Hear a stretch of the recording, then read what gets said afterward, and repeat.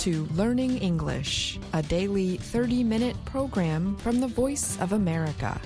I'm Ashley Thompson. And I'm Dan Novak. This program is designed for English learners, so we speak a little slower, and we use words and phrases especially written for people learning English. Today, Andrew Smith tells us about one of the world's most powerful operating lasers.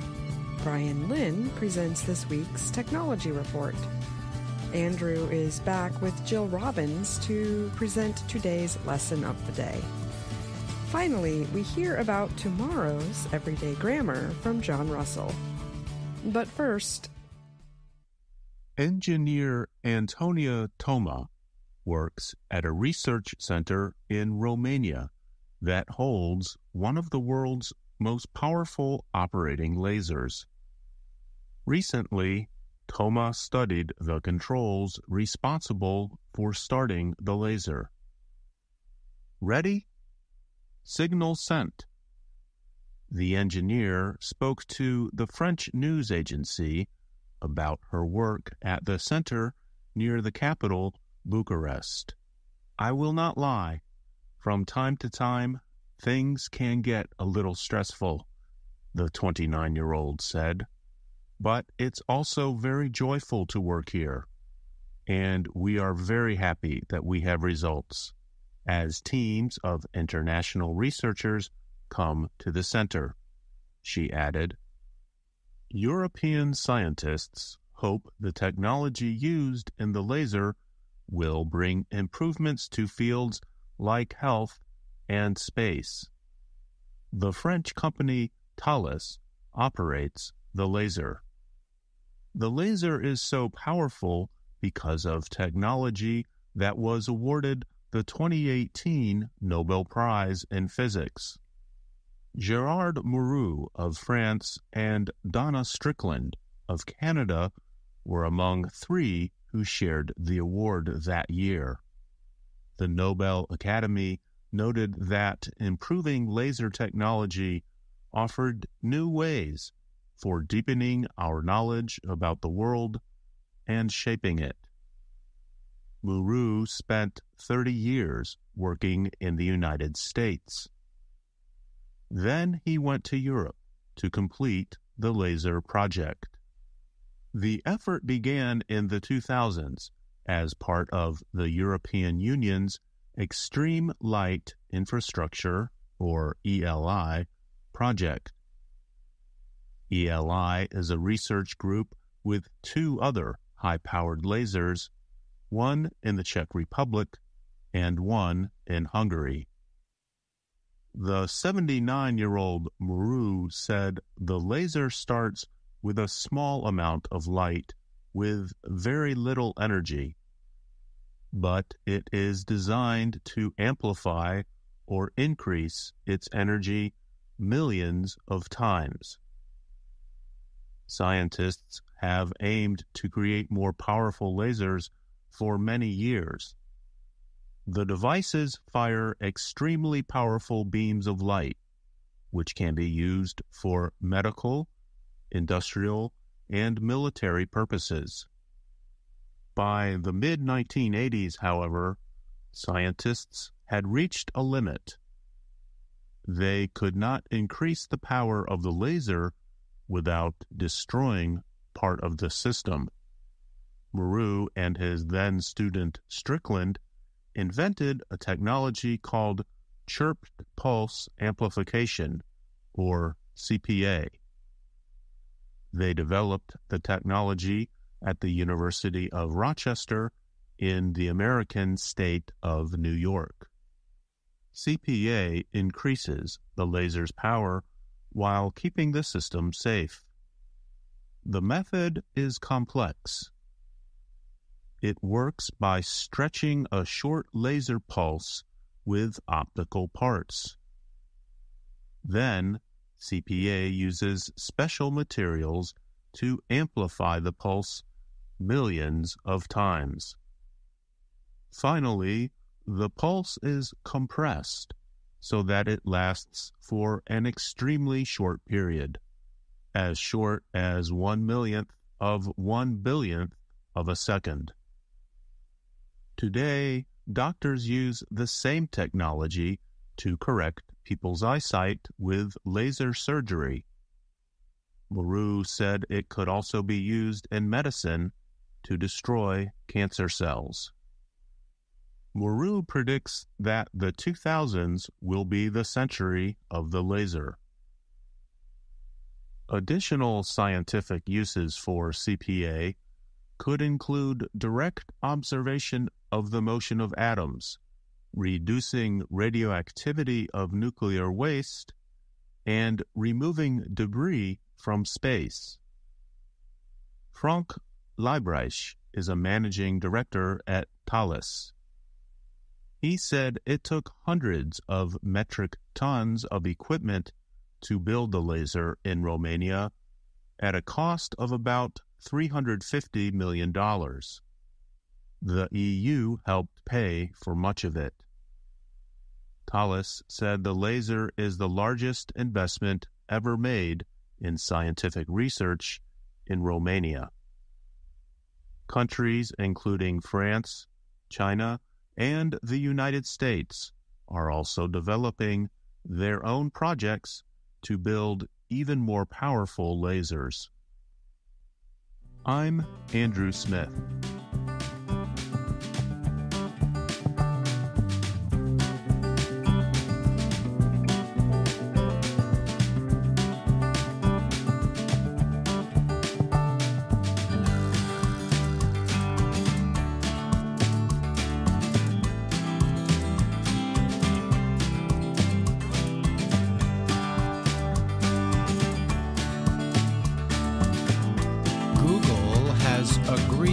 Destroy billions of personal data records to settle a lawsuit that accused the company of secretly following users' internet activity.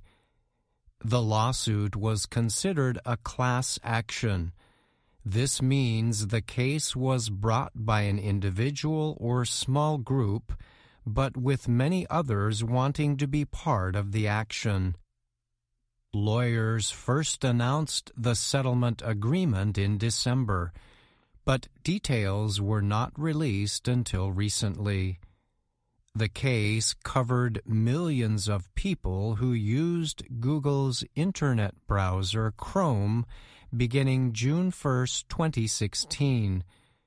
Google is accused of continuing to follow Chrome users' internet activity even when they were browsing under a privacy setting called incognito. Users accused Google of misleading them into believing their internet activity would not be recorded while they browsed in incognito. The users argued Google's advertising system continued to collect data on users' web movements while Chrome was set to incognito. Google strongly fought the accusations. It had requested a dismissal of the case, but the request was denied. The settlement terms were negotiated over a 4-month period. The deal must still receive final approval from a federal judge during a hearing set for July 30th in Oakland, California. The settlement requires Google to destroy billions of personal records stored in its data centers. It also orders the company to provide more guidance about its privacy policies for people using Chrome. And it calls for tools to limit Google's collection of personal data. Individuals represented in the class action lawsuit will not receive any damages or other payments as part of the settlement. But the deal does not prevent individual users from pushing their own civil cases against the company in U.S. state courts. In a statement, Google said it was pleased to settle this lawsuit. Lawyers representing the Chrome users described the settlement as a major win for personal privacy in a world with ever-increasing levels of digital surveillance. Lawyers in the case valued the settlement at $4.75 billion to $7.8 billion. They explained they arrived at that number based mainly on what possible ad sales linked to the personal data collected might have earned without new restrictions. Austin Chambers is a lawyer who specializes in data privacy issues at Dorsey & Whitney. He told the Associated Press that he sees the settlement as a welcome development. He said it could affect the way personal information is collected online in the future. Chambers said, "This prevents companies from profiting off of that data and also requires them to undertake complex and costly data deletion efforts." Google still faces legal threats linked to other issues. Legal experts say those threats could end up having a much bigger effect on its advertising-based businesses. One of those cases argues that Google is abusing its influence in Internet advertising to limit competition. Closing arguments are set to begin in that case on May 1st. Google is also facing possible changes to its App Store after an American jury found the store operates as an illegal monopoly. A hearing examining possible changes Google must make is set to begin in late May. I'm Brian Lynn.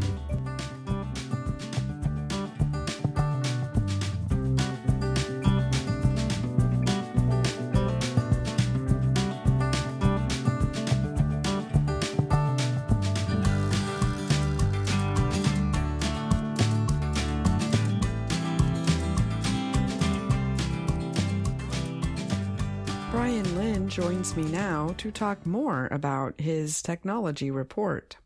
Thank you for being here, Brian. Of course, Ashley. Thanks for having me.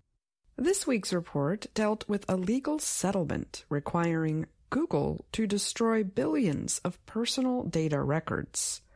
The case was linked to the company's Chrome browser and a privacy setting called incognito. Has the settlement changed the way incognito operates? Yes, the settlement does require Google to make changes, but they are related more to the company's public declarations about its privacy and data collection policies rather than changes to the way its Chrome browser and incognito works. The main complaint of users was that they felt misled by Google about the way incognito operates and also about the kind of protection offered when someone uses a browser in private mode. But the way incognito works is essentially the same as before. So what does browsing in incognito mode actually protect users from? So, to be brief, the main purpose of incognito is to make sure no data is saved to a user's device during browsing activity. At the end of a browsing session, meaning once an incognito browser window is closed, no information about the sites visited is saved to the device. Also, no cookies or browsing history are saved on the device either. But Google does make clear, and always has, that even though this activity is not saved to the user's device, the web activity can still be seen, recorded, and even shared by websites, schools, employers, or internet service providers. All right. Thanks again for joining me, Brian. You're welcome. Thank you, Ashley.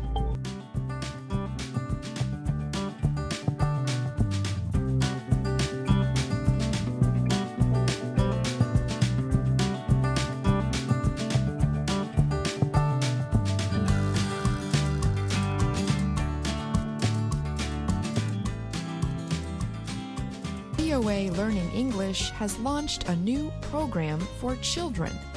It is called Let's Learn English with Anna.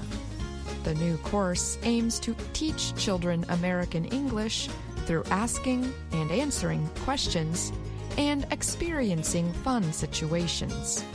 For more information, visit our website, learningenglish.voanews.com.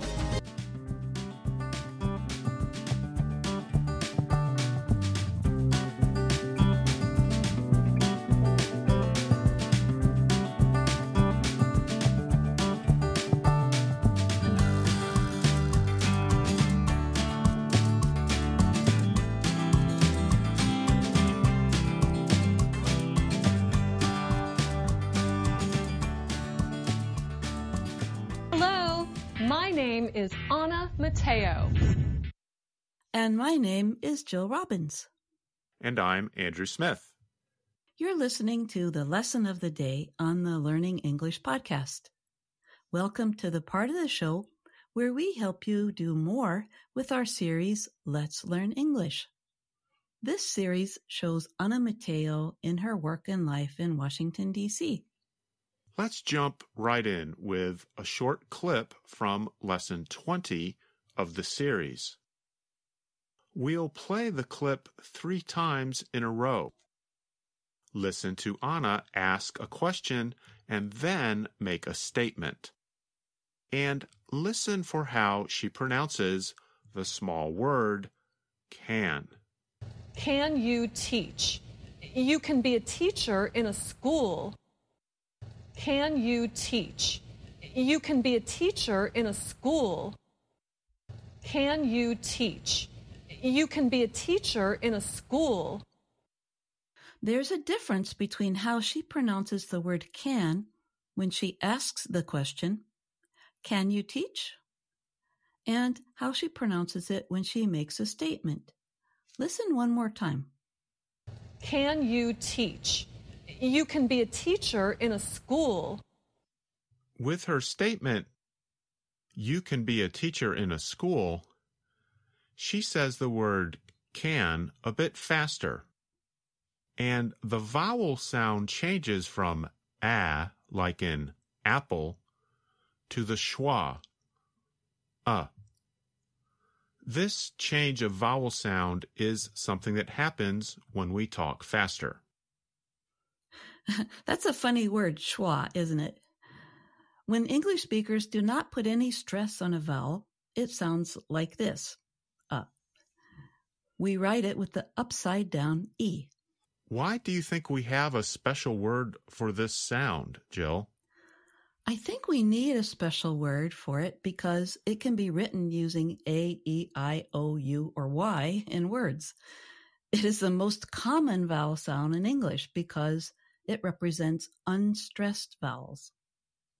Lesson 20 of Let's Learn English has a pronunciation practice video that explains this change of vowel sound. Let's listen. In slow speech, can sounds like can. In fast speech, it often sounds like can. Listen to Anna talking to Pete about being a teacher. Can you teach? You can be a teacher in a school. But now, let's listen to the negative forms of the verb can. These, of course, are the words cannot and can't. Well, it might seem simple. We want you to know how and when native speakers use each form.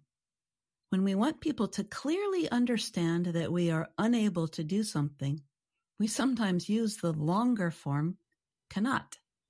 For example, when you talk on the phone and you have to explain a problem, you want to be sure that the other person understands you. So you might choose to use the form cannot. For example, if you are locked out of a room or locked out of a building, you might say, I've tried the key over and over and I cannot open the door. Yeah, cannot gives emphasis to the meaning. As we explained in a previous lesson of the day, emphasis is spelled E-M-P-H-A-S-I-S. It means extra importance and is similar to the word stress. Another reason we might choose to say cannot when speaking on the phone is because there is only a small difference in pronunciation between the positive form can and the negative form can't. Sometimes you can hear the letter T when we say can't, but other times it is harder to hear, and it just sounds like this: can't.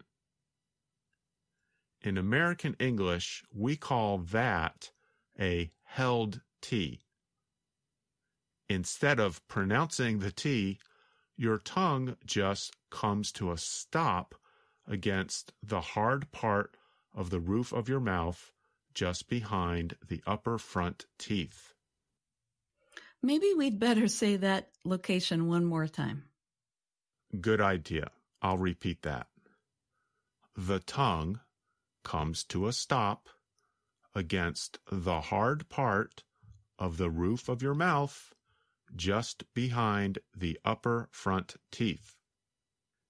In the pronunciation video of Lesson 20, you can hear Pete first pronounce can't with the letter T.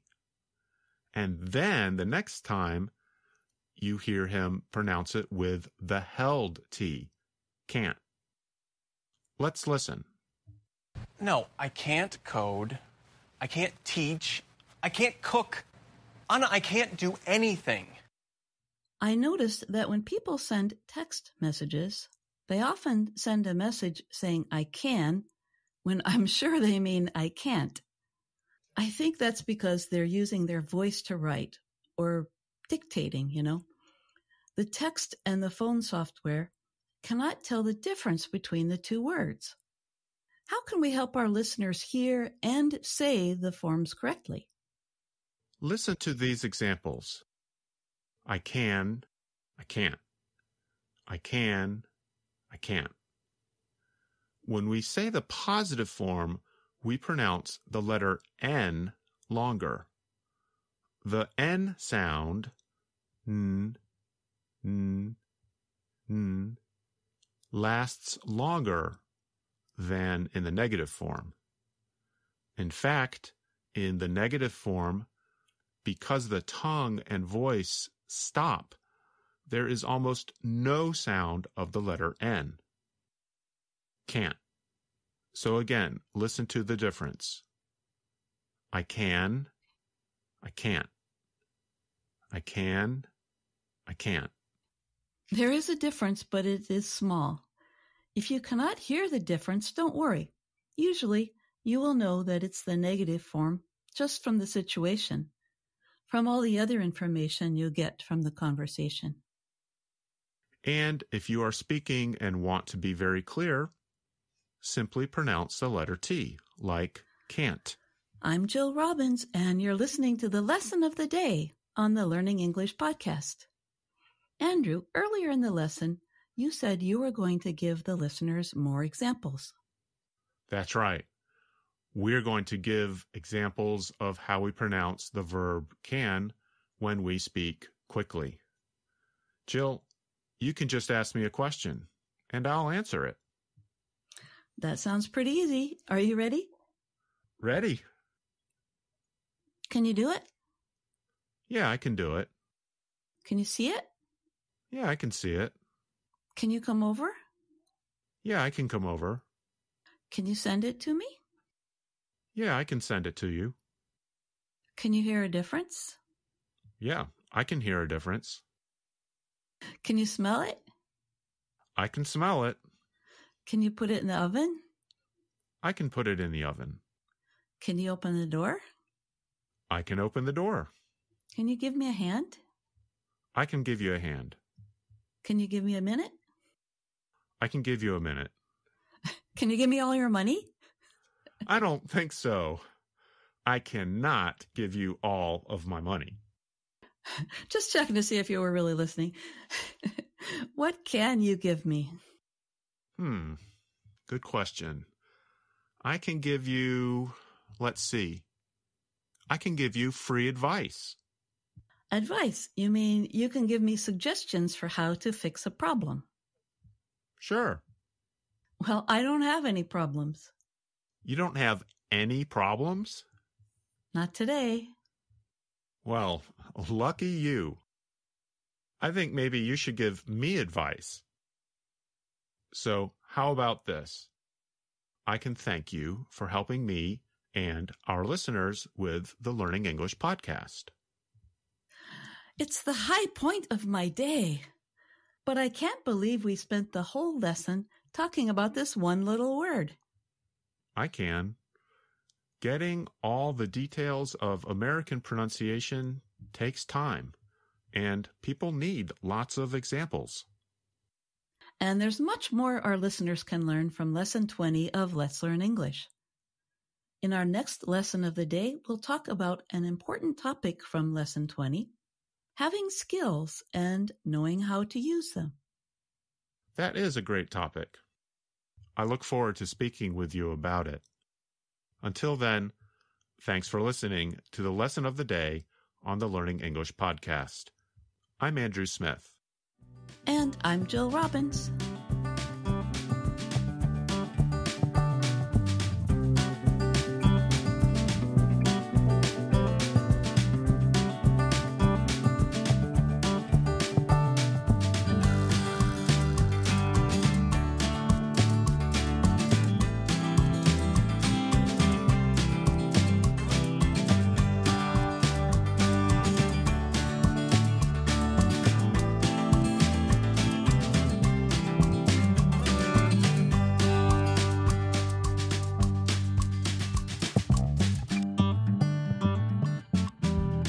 Last month, VOA Learning English teacher John Russell presented an everyday to read through some of our listeners' national dish submissions. What will tomorrow's everyday grammar lesson involve? Tomorrow's lesson will look at writing submissions from East Asia, Japan and China in particular. We will learn about some tasty dishes. And we will also learn some important lessons about writing, grammar, and spelling and punctuation. Do you plan on using submissions from people in other parts of the world for future lessons? Absolutely. Next week, we hope to do a lesson based on submissions from several other countries. What will those countries be? Well, you will have to wait until next week to find out. Thanks again for coming on the show today. I am already looking forward to tomorrow's everyday grammar. Thank you, Ashley.